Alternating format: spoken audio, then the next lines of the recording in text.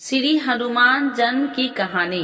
राम भक्त हनुमान बल बुद्धि तथा विद्या के स्वामी है। कहा जाता है कि देवताओं में उन्हें सदैव अजर तथा अमर रहने का वरदान प्रदान किया है।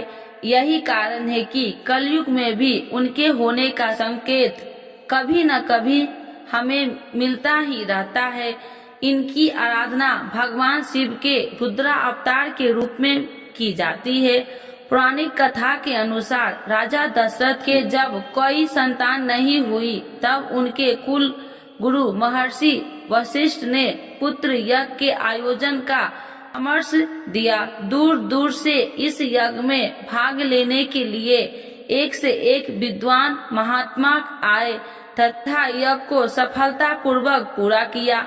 यज्ञ की समाप्ति के बाद उसी कुंड में अग्नि से देव अपने हाथ में प्रसाद रूपी खीर को लेकर प्रकट हुए और प्रसाद को राजा की तीनों रानियां रानी कौशल्या, सुमित्रा तथा केकई को बांट दिया। कौशल्या तथा रानी केकई ने तो अपना अपना भाग खा लिया, किंतु जैसे ही सुमित्रा ने अपने हिस्से का प्रसाद उठाया, तभी अचानक आकाश से गरुड़ पक्षी आया और उस प्रसाद को अपनी चोंच में दबाकर पुनः आकाश की ओर उड़ गया। ठीक उसी समय एक पर्वतीय स्थान पर महारानी अंजना पुत्र प्राप्ति हेतु तपस्या कर रही थी। वह प्रसाद गरुड़ से छूटकर उनकी गोद में आ गिरा। अंजना को लगा कि यह उनकी तपस्या का फल है। उन्होंने उस प्रसाद को ईश्वर का आशीर्वाद समझकर उसे खा लिया, जिससे उन्हें हनुमान जी पुत्र रूप में प्राप्त हुए। उधर सुमित्रा को निराश देखकर रानी कौशल्या तथा केकई ने रानी सुमित्रा को अपने प्रसाद में से थोड़ा थोड़ा भाग दिया। इसी कारण रानी सुमित्रा को दो जुड़वा संतान के रूप में लक्ष्मण तथा शत्रुघ्न पैदा हुए। साथ ही राजा दशरथ की रानी कौशल्या को श्री राम तथा केकई के भरत पुत्र रूप में प्राप्त हुए। एक अन्य कथा हमें बताती है कि देवताओं के राजा इंद्र ने स्वर्ग लोक में बहुत सी अप्सराएं रहा करती थी। उन्हीं अप्सराओं में से एक कुंजी कस्थला नाम की अप्सराएं थी। एक समय इंद्र की सभा में उपस्थित थी। तभी दुर्वासा ऋषि की स्वर्ग लोक में आगमन हुआ। देवराज इंद्र तथा ऋषि दुर्वासा के बीच बात चल रही थी कि अप्सरा कुंजी कस्थला अपने चंचल स्वभाव के कारण एक स्थान पर न रहकर इधर उधर आ जा रही थी। उसने दुर्वासा ऋषि को क्रोध में आ गया और अपने ध्यान से विघ्न पड़ने के कारण उन्होंने कुंजिका स्थला को बानरी के जाने को श्राप दिया। ऐसा सुनते ही वह रोने लगी तथा क्षमा याचना करने लगी। तब राजा इंद्र तथा अन्य देवताओं की प्रार्थना करने पर ऋषि दुर्वासा का क्रोध शांत हुआ और उन्होंने कहा कि दिया हुआ श्राप तो वापस नहीं लिया जा सकता, लेकिन मैं तुम्हें आशीर्वाद देता हूँ कि तुम्हारे जन्म पृथ्वी लोक पर वानर श्रेष्ठ राजा विराट यहाँ होगा। तुम अपनी इच्छा के अनुसार जब चाहोगी अपना रूप भी बदल सकोगी और भविष्य में तुम महाकर्मी, महाबलशाली तथा तेजोमय पुत्र की माता बनोगी, जिसकी ख्याति युगों युगों तक स्थापित रहेगी। वह भगवान श्री हरि विष्णु के अवतार मर्यादा पुरुषोत्तम श्री राम के अत्यंत भक्त तथा सेवक होगा।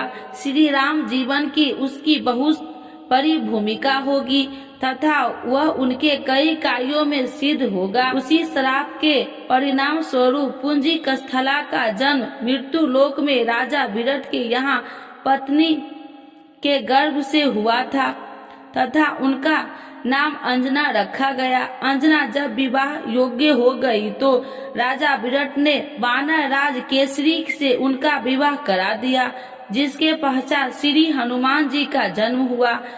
जिस समय भगवान श्री राम अपना वनवास खत्म करने पुस्तक यान से वापस अयोध्या लौट रहे थे, तब उन्होंने हनुमान जी से माता अंजना के दर्शन की इच्छा प्रकट गई। तब सभी माता अंजना के दर्शन को गए तथा श्री राम ने ऐसे तेजस्वी पुत्र को जन्म देने के लिए अंजना माँ की प्रशंसा की। इसी तरह एक कहानी और भी है। समुद्र मंथन की कथा तो आपने सुनी होगी। इस समय अमृत से भरा हुआ कलश समुद्र से निकला तो असुर उसे लेकर भागने लगे। उस समय भगवान विष्णु ने मोहिनी रूप धरकर असुरों को अपने रूप से मोहित करते हुए वह अमृत कलश उनसे प्राप्त कर लिया और देवताओं को अमृत पान करवाया। राहु नामक एक असुर ने धोखे से एक देवता का रूप धारण कर अमृत पी लिया था, लेकिन वह अमृत उसके गले के नीचे उतरने से पहले ही विष्णु जी अपने सुदर्शन चक्र से उसका गला काट दिया। तो वे राहु केवल धर अमर हो गया।